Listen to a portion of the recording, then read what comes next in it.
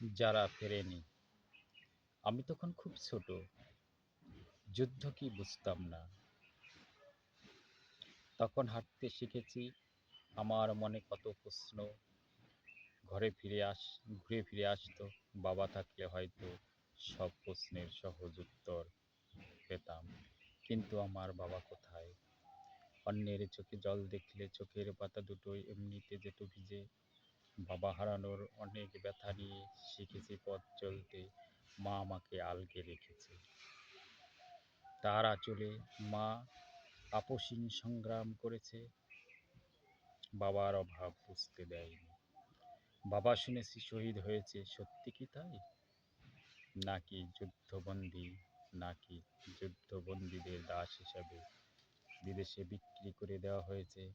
তারা কি এখনো বেঁচে আছে পৃথিবীর আলো বাতাস মাটি আর তরু ছায়ার স্পর্শে? যদি কোনো দিন আসে বাবা আমার ফিরে, এক মুখ দাঁড়িয়ে আর পাগলের বেশে, এক মাথা সাদা চুলে, লাঠি হাতে কাঁধে ঝোলানো থলে, আমি হয়তো পারবো না চিনতে। মা সজল দৃষ্টিতে এক পলক দেখে পারবে চিনতে।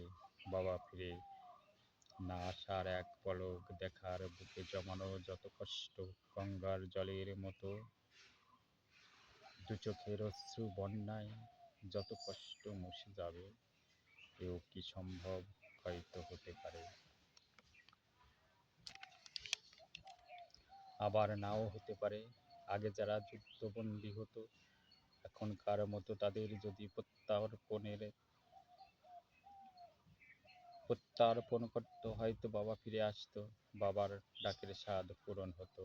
মা আমার আজও এক মাথা সিঁদুর ধূসর চুলে, স্মৃতিতে এক চিলতে সিঁদুর দিয়ে অস্পষ্ট দৃষ্টি নিয়ে সম্মুখ পানে চেয়ে থাকে।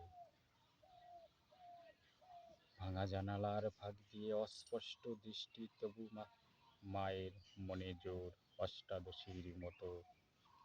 তোমার বাবার থেকে, মা বলতো আমাকে, তোমার বাবার থেকে বড় অফিসার হতে হবে, শত্রুর সাথে মোকাবেলা করতে হবে, শত্রুর সামনে থেকে লড়তে হবে, যারা ফেরেনি তাদের ফেরাতে হবে সম্মানের সাথে।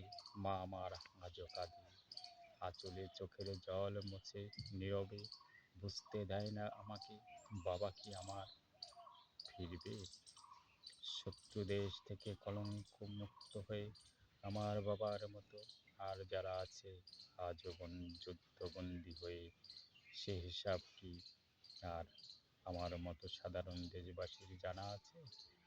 আমার মায়ের মতো আজও কত শত মা, এক মাথা ধূসর চুলে এক চিলতে সিঁদুর নিয়ে আজও বসে আছে দরজায় পথ চেয়ে, চোখ ভরা জল, দেওয়ালে ঝোলানো ছবি, গুলোর দিকে বারবার চোখ যায়। যারা ফেরেনি তাদের আশায়।